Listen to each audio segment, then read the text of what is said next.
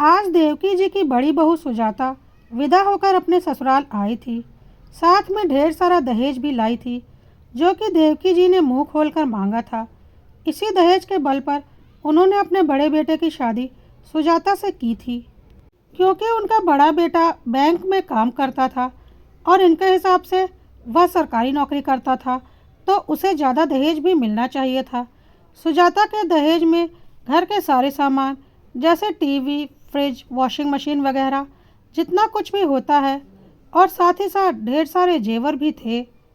सुजाता बहुत खुश थी। उसे लग रहा था कि उसकी शादी बहुत अच्छी हुई है। उसका पति अच्छा कमाता है। माता पिता ने भी उसे इतना कुछ दिया है। उसे ज़िंदगी में कभी किसी बात की कोई कमी नहीं होगी। लेकिन देवकी जी का दिमाग अलग ही हिसाब में चल रहा था। जिस ओर ना कि सुजाता का ना ही उसके माता पिता का ध्यान गया था, देवकी जी का बड़ा बेटा अभिषेक था, जिससे सुजाता की शादी हुई थी। उसके बाद देवकी जी की एक बेटी थी, सोनिया, और उसके बाद देवकी जी का छोटा बेटा था, अक्षय। देवकी जी ने सुजाता के दहेज में जितना भी सामान लिया था, वह सब बिल्कुल उसी तरह से पैक रहने दिया और खोलने नहीं दिया। सुजाता को समझ में नहीं आ रहा था कि इतना सामान आया है, इसे इस्तेमाल क्यों नहीं करने दिया जा रहा। साथ ही साथ देवकी जी ने सुजाता के सारे गहने भी उतरवा के उन्हें बॉक्स में रखवा दिए। सुजाता को लग रहा था वह नई नई दुल्हन है, उसके जेवर क्यों उतरवाए जा रहे हैं, पर वह कुछ समझ नहीं पा रही थी। अभिषेक को भी कुछ समझ में नहीं आ रहा था कि माँ ऐसा क्यों कर रही हैं। सुजाता को बहुत गुस्सा आ रहा था और वह सोच रही थी कि यह जेवर तो मेरे मम्मी पापा ने मुझे दिए हैं और यह मेरे हैं। मैं नहीं पहनूंगी तो इन्हें कौन पहनेगा। अभी तो मैं नई नई दुल्हन हूँ, तो जेवर पहनूंगी तो अच्छा भी लगेगा। बाद में तो वैसे भी कौन इतने जेवर पहनता है। लेकिन देवकी जी ने सारे जेवरों को अपनी अलमारी में रख लिया था और ताला लगा दिया था।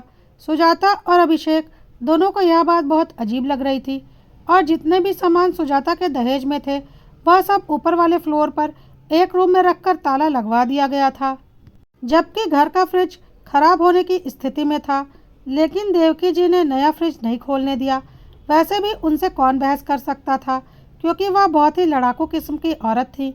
सुजाता की शादी को करीब 3 महीने हुए थे कि उसकी ननंद सोनिया की शादी भी तय हो गई, और 3 महीने बाद सोनिया के शादी की डेट पड़ी।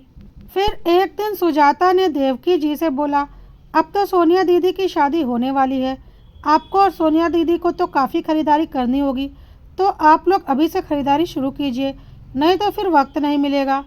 तो देवकी जी ने बोला, नहीं, बस कुछ कपड़े ही खरीदने हैं, बाकी सब कुछ तो है। तो सुजाता ने बोला, बाकी सब कुछ है, आपने पहले से खरीद कर रखा है क्या। तो देवकी जी ने बोला, नहीं, तुम्हारे दहेज में इतना कुछ आया है, वह सब मैं सोनिया को दे दूंगी। फालतू में नया खरीद कर क्या फ़ायदा, हमारे घर के पैसे ही जाएंगे। जब सामान पड़ा हुआ है, जेवर पड़े हुए हैं, महंगी साड़ियाँ पड़ी हुई हैं, और सब की सब नई हैं, कुछ महीने पहले ही आई हैं, तो फिर नया सामान क्यों खरीदना। यह सुनकर सुजाता को जोर का झटका लग गया और उसने बोला, वह सब तो मेरा सामान है। तो देवकी जी ने बोला, यह मेरा तुम्हारा क्या होता है, सोनिया तुम्हारी ननंद है, उसके शादी की जिम्मेदारी जितनी मेरी है उतनी ही तुम्हारी और अभिषेक की भी है। क्या तुम अपनी ननंद को उसकी शादी में अपना सामान नहीं दे सकती। क्या तुम चाहती हो तुम्हारी ननंद की शादी ठीक ठाक से ना हो। सुजाता ने बोला, थोड़ा बहुत सामान तो ठीक है, लेकिन मेरा सारा सामान, मेरी साड़ियाँ, मेरे जेवर, यह सब मैं कैसे दे दूँ। मैंने अपनी पसंद से सारे जेवर बनवाए हैं और सारी साड़ियाँ ली हैं। और क्या आज के ज़माने में जेवर बनवाने इतने आसान हैं। लाखों के जेवर हैं, मेरे माँ बाप ने अपने अपने मेहनत की जमा पूंजी इसमें लगाई है, मैं उसे अपनी ननंद को कैसे दे दूँ। तो देवकी जी ने पूरे घर में बहुत बड़ा हंगामा कर दिया कि देख लो कैसी बहू हमारे घर आई है, मेरा अपना कर रही है।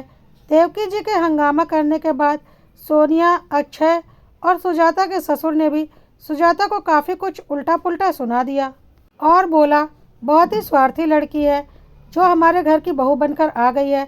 लेकिन सुजाता को अभी भी अपने सामान और जेवर देना मंजूर नहीं था, और उसने अभिषेक से बोला, मुझे नहीं पता, मुझे मेरे जेवर और सामान नहीं देना, अभिषेक ने एक बार अपनी माँ से बात करने की कोशिश की, लेकिन उन्होंने उसे उल्टा ही डांट दिया।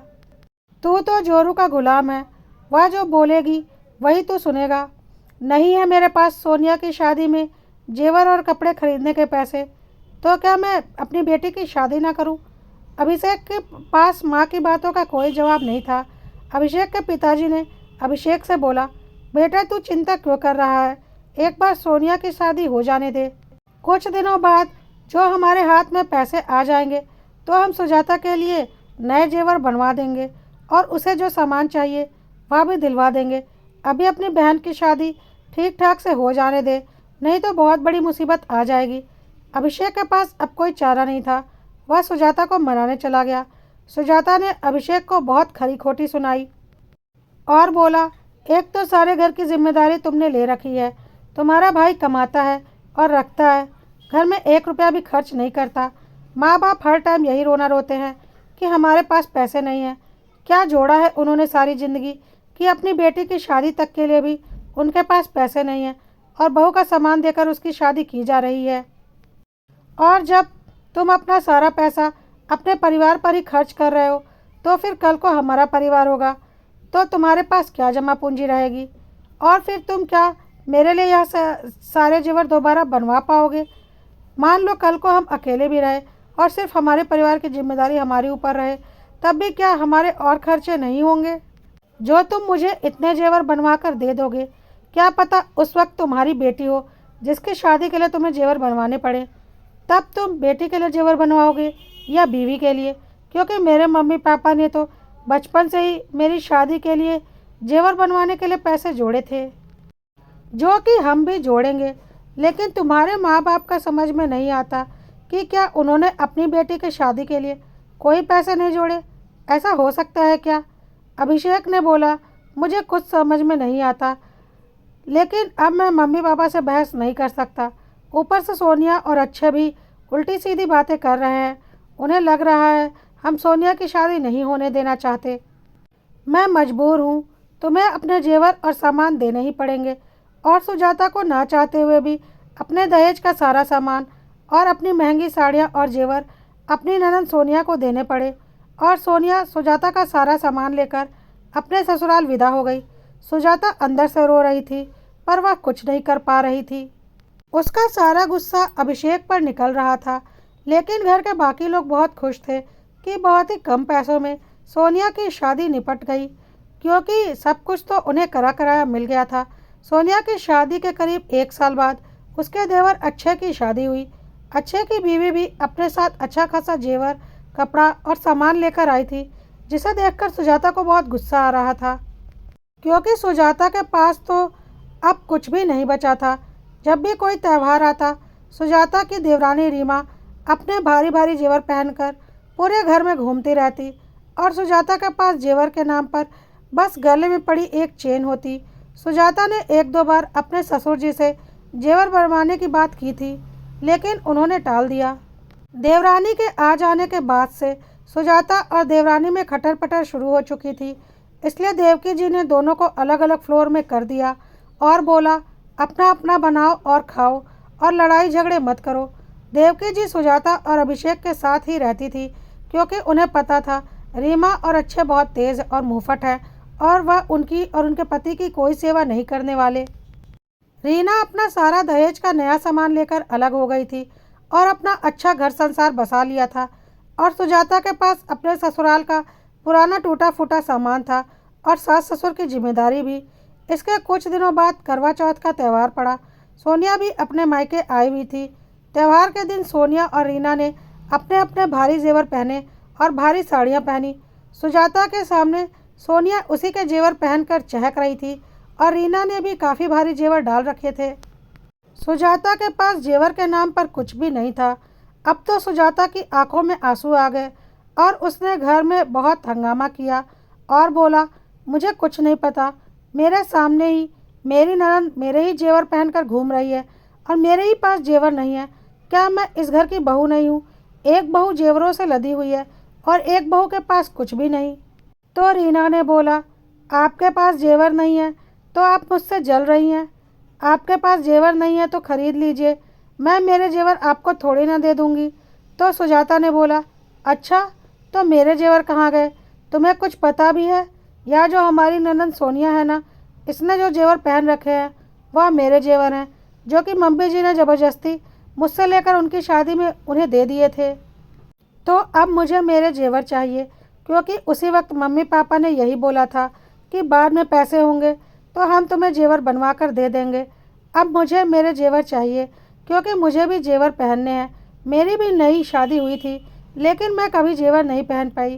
क्या मैं इंसान नहीं हूँ? तो सुजाता के सास ससुर ने बोला, लेकिन हमारे पास पैसे ही कहाँ हैं।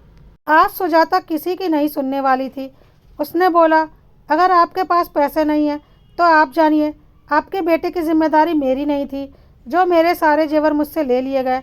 मुझे मेरे जेवर चाहिए, नहीं तो मैं बहुत बड़ा बवाल मचाऊंगी और सारे समाज को बुलाकर इस बारे में फैसला करवाऊंगी। सुजाता के सास ससुर को लगा कि बात कहीं कुछ ज़्यादा ना बढ़ जाए, तो उन्होंने बोला, ठीक है, हम तुम्हें 2-4 जेवर बनवा देंगे। तो सुजाता की देवरानी रीमा ने बोला, अगर सुजाता भाभी के लिए जेवर बनेंगे तो मेरे लिए भी बनेंगे, क्योंकि जितना हक आपके पैसों पर सुजाता भाभी का है उतना ही मेरा भी है, तो मैं सिर्फ उन्हें कैसे लेने दे दूं। तो अभिषेक ने बोला, तुम्हें शायद पता नहीं, सुजाता ने अपने सारे जेवर सोनिया को दे दिए थे और मम्मी पापा ने उस वक्त बोला था कि वह बाद में बनवा देंगे। और जब सुजाता ने अपने मायके के जेवर अपनी ननद को दे दिए तो मम्मी पापा का फ़र्ज बनता है सुजाता को जेवर देने का। नहीं, मम्मी पापा के पैसों पर जितना आपका हक है उतना ही मेरा भी हक है। या आपकी बेवकूफ़ी थी कि आपने अपनी पत्नी के जेवर अपनी बहन को उठाकर दे दिए, तो आपकी बेवकूफ़ी की सज़ा मैं क्यों भुगतूं? अगर भाभी के जेवर बनेंगे तो मेरी बीवी के लिए भी जेवर बनेंगे। मैं इतना पागल नहीं हूँ कि मम्मी पापा के पैसों में सिर्फ आपकी बीवी के जेवर बनने दूँ। अभिषेक ने बोला, तुम्हारे सामने ही तो सब कुछ हुआ था। अक्षय ने बोला, हाँ, मेरे सामने ही हुआ था, लेकिन वह आपकी बेवकूफ़ी थी। तो अभिषेक ने बोला, उस वक्त तो तुम और सोनिया बड़ी बड़ी बातें कर रहे थे। अक्षय ने कहा, हम तो बोलेंगे ही, या तो आपको सोचना था कि आपको क्या करना है। भाभी आपकी बीवी थी तो उनके बारे में आपको सोचना था, कोई और क्यों सोचेगा। आपकी जगह अगर मैं होती तो किसी भी कीमत पर अपनी बीवी के जेवर अपनी बहन को नहीं देता। सोनिया की जिम्मेदारी मम्मी पापा की थी, आपने क्यों ली? लेकिन अब मम्मी पापा भाभी के लिए जेवर बनवाएंगे तो मेरी बीवी को भी चाहिए। मैं कुछ नहीं जानता, आपकी बीवी के जेवर छीन कर नहीं लिए गए थे, आप लोगों ने अपनी मर्जी से दिए थे। अब तो अभिषेक और सुजाता के ऊपर गाज गिर गई। जो भाई बहन उस वक्त इन्हें समाज और जिम्मेदारी याद दिला रहे थे, आज इन्हें बेवकूफ़ बोल रहे हैं। सुजाता ने सोनिया की तरफ देखकर बोला, क्यों सोनिया, तुम्हें भी तो सब पता है। आज मेरे ही जेवर पहनकर चहक रही हो और मेरे लिए एक आवाज़ नहीं उठा सकती। तो सोनिया ने साफ बोला, मैं क्या करूं भाभी, मैं तो अब पराई हो गई हूँ। यह सब मेरे शादी से पहले की बात है। अब तो मैं यहाँ मेहमान की तरह आती हूँ और मेहमान की तरह चली जाती हूँ, तो मैं इस घर के मामलों में क्या ही बोलूँ। आप लोग आपस में देख लो। सुजाता को समझ में आ चुका था कि यह सब आपस में मिले हुए हैं। वह चुपचाप अपने कमरे में चली गई। पीछे से अभिषेक भी आया और बोला, सुजाता शांत हो जाओ, जो हो गया हो जाने दो, अब हम कुछ नहीं कर सकते। सुजाता ने बोला, क्यों, उस टाइम तो बड़ी बड़ी बातें कर रहे थे। मेरे माँ बाप की मेहनत की कमाई के जेवर अपनी बहन की शादी में लुटा दिए। अब देख लो, अब तुम्हारे माँ बाप कितनी चालाकी दिखा रहे हैं। और तुम्हारे वह भाई बहन जो उस वक्त उल्टी सीधी बातें सुना रहे थे, अब उस भाई को भी हिस्सा चाहिए। सोच लो तुम कितने बड़े बेवकूफ़ हो और अपनी बेवकूफ़ी से तुमने मेरे सारे जेवर निकलवा दिए। क्या तुम्हारी औकात है कि तुम मुझे सारे जेवर बनवा कर दे दोगे, वह भी इतने सारे जो मेरे माँ बाप के जीवन भर की जमा पूंजी से बने थे। क्या तुमने आज तक मुझे एक भी जेवर बनवा कर दिया है? नहीं ना। तो फिर किस हक से तुमने मेरे माँ बाप के दिए हुए जेवर मुझसे ले लिए थे? एक बार को अगर तुमने वह जेवर मुझे दिए होते तो शायद मैं कुछ ना भी बोलती, लेकिन वह जेवर तो मेरे माँ बाप ने दिए थे। अभिषेक के पास सुजाता की बातों का कोई जवाब नहीं था। वह चुप हो गया, बोलता भी क्या। आज उसे अपनी बेवकूफ़ी और सीधेपन का एहसास हो रहा था कि उसके सीधेपन की वजह से कैसे उसके माँ बाप और भाई बहन ने उसे पूरी तरह से खाली कर दिया। सुजाता तमतमाती हुई रूम से बाहर निकल गई और बोली, मुझे मेरे जेवर वापस चाहिए। सोनिया दीदी, मुझे मेरे सारे जेवर वापस कर दीजिए, मैं आपको कोई जेवर नहीं देने वाली। तो सोनिया ने बोला, वाह भाभी, यह आपके जेवर कैसे हो गए? यह तो मेरी शादी में मिले हुए जेवर हैं, जो कि मेरे मम्मी पापा ने मुझे मेरी शादी में दिए हैं। खबरदार जो मेरे जेवरों को हाथ भी लगाया। सुजाता ने बोला, तो फिर मेरे जेवर कहाँ गए? तो सोनिया ने बोला, वह आप जानिए और आपके पति और सास ससुर जाने, मुझे इससे क्या। सुजाता ने अपने सास ससुर की ओर देखा तो उन्होंने बोला, देखो सुजाता, अब जेवरों को भूल जाओ। हम चाहकर भी तुम्हें जेवर बनवा कर नहीं दे सकते, क्योंकि हमारे पास इतने पैसे नहीं हैं और रीमा नहीं मानेगी, उसे भी जेवर चाहिए होंगे, तो मैं 2 लोगों के जेवर कैसे बनवाऊंगा? वैसे भी जेवरों को क्या करना है, लॉकर में तो पड़े रहते हैं। यह कहकर सुजाता के सास ससुर चुपचाप अपने कमरे में चले गए। सुजाता के देवर देवरानी भी कुटिल मुस्कान मुस्कुराते हुए अपने कमरे में चले गए और सोनिया भी इटलाती हुई अपने कमरे में चली गई। किसी को कोई फर्क नहीं पड़ता था कि सुजाता के दिल पर क्या गुजर रही थी। अभिषेक के पास इतने पैसे नहीं थे कि वह फिर से इतने जेवर सुजाता के लिए बनवा देता, लेकिन उसे पता था कि हर औरत को जेवरों का शौक होता है और उसकी बेवकूफ़ी के कारण उसकी पत्नी के जेवर उसके हाथ से चले गए थे और वह मजबूर होकर उसे देख रहा था।